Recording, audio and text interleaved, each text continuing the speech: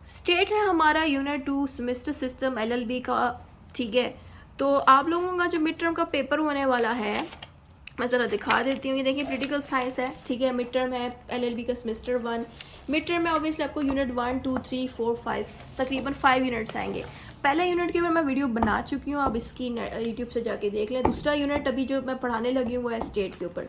अब यहाँ पे आप गौर से देखें, मैं थोड़ा क्लोज करके दिखा देती हूँ कि इसी एक ही यूनिट के अंदर, यूनिट 2 के अंदर देखो कितना कुछ है। आपसे ये पूछ रहे हैं कि डेफिनेशन भी दें स्टेट की, इसका कॉन्सेप्ट भी बताएं, इसके एवोल्यूशन भी बताएं, इसके एलिमेंट्स भी बताएं, इसके फंक्शंस भी बताएं, इसके करेक्टरिस्टिक्स भी बताएं, स्टेट एंड गवर्नमेंट का क्या ताल्लुक है, स्टेट एंड सोसाइटी का क्या ताल्लुक है, स्टेट एंड एसोसिएशन क्या होती है।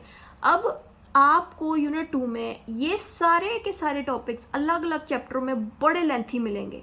लेकिन अगर आप कहते हो कि मैं यूनिट 2 का सिर्फ एक ही आंसर तैयार कर लूँ जो इन सारों को कवर करे, उसी के लिए ये वीडियो मैंने बनाई है, ठीक है।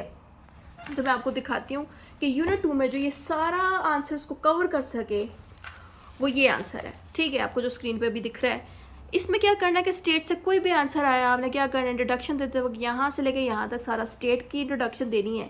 स्टेट की इंट्रोडक्शन देने के बाद ये जो लाइनें दिख रही हैं, इन लाइनों के अंदर आपने उस आंसर को अटैम्प्ट करना है जो पेपर में पूछा गया है। जैसे कि आपको पेपर में आ गया define the evolution of state, सही है। आपने सारा स्टेट पहले एक्सप्लेन किया, फिर यहाँ से आगे जो लाइनें दी हैं इसमें एवोल्यूशन ऑफ स्टेट को एक्सप्लेन कर देना कि एवोल्यूशन ऑफ स्टेट क्या है। थोड़ा बहुत तो आपको पता ही होगा, इल्म होगा, उसकी इन्फॉर्मेशन आप यहाँ दे दें। नहीं देना चाहते, नहीं आता, तो जितना स्टेट यहाँ लिखा हुआ है ना, इतना भी काफ़ी है, सही है। फिर आपने मीनिंग ऑफ स्टेट दिया, डेफिनेशन ऑफ स्टेट दी, इंटरप्रिटेशन ऑफ स्टेट दी, इससे आपने स्टेट की सारी जब हेडिंग्स दे दी, फिर आपने क्या किया कि इससे अगली जो हेडिंग है ना, meaning of dash, definition of dash, interpretation of dash, in headings के अंदर आपने उसकी हेडिंग देनी है जो पेपर में आई है। जैसे कि पेपर में आ गया define the evolution of state, सही है।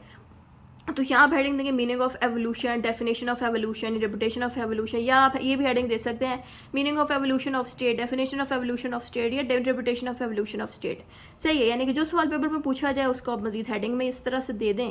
फिर नेक्स्ट हेडिंग आप स्टार्ट करेंगे स्टेट की डेरिवेशन की, कि स्टेट कहाँ से ईजाद हुआ। मैंने इसके ऊपर भी वीडियो बन रही है, ठीक है, आप वीडियो देखिएगा जिसमें मैं सारा स्टेट एक्सप्लेन करूँगी, उसमें सारा कुछ कवर होएगा।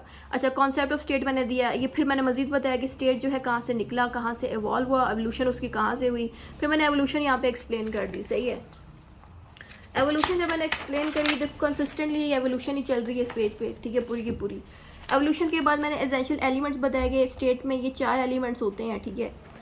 फिर मैंने बताया कि स्टेट एंड गवर्नमेंट क्या है, स्टेट एंड सोसाइटी क्या है, स्टेट एंड एसोसिएशन क्या है। फिर मैंने यहाँ पे कहा कि टॉपिक को कंटिन्यू करें, मिसाल के तौर पे एवोल्यूशन आ गया ना, एवोल्यूशन ऑफ स्टेट, तो उसमें सारा लिखना है।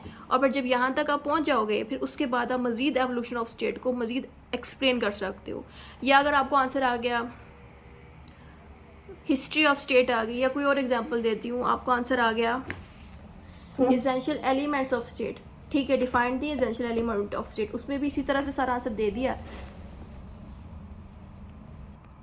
फिर जब आप यहाँ तक पहुँचे, फिर उसके बाद आप सारी headings and points essential elements of state की जितनी आपको आती हैं, ठीक है। इससे क्या होगा, अगर एसेंशियल एलिमेंट्स ऑफ स्टेट अगर आपने थोड़े भी तैयार करके रखे हो, थोड़ा बहुत भी आता हो, तो जब आप ये सारा आंसर जो मैंने दिए ये लिखोगे, उसके बाद कंक्लूजन से पहले थोड़ा बहुत essential elements of state explain कर दोगे, तो आपका अच्छा खासा आंसर कवर हो जाएगा। कंक्लूजन आ जाती है, कंक्लूजन भी यहाँ से लेके यहाँ तक आपने नॉर्मल सी दी स्टेट की। फिर उसके बाद इस पोर्शन पे आप चाहो तो उस आंसर को एक्सप्लेन करो जो पेपर में पूछा चले, नहीं तो इतना भी काफ़ी है। कंक्लूजन इतना ही था इसमें।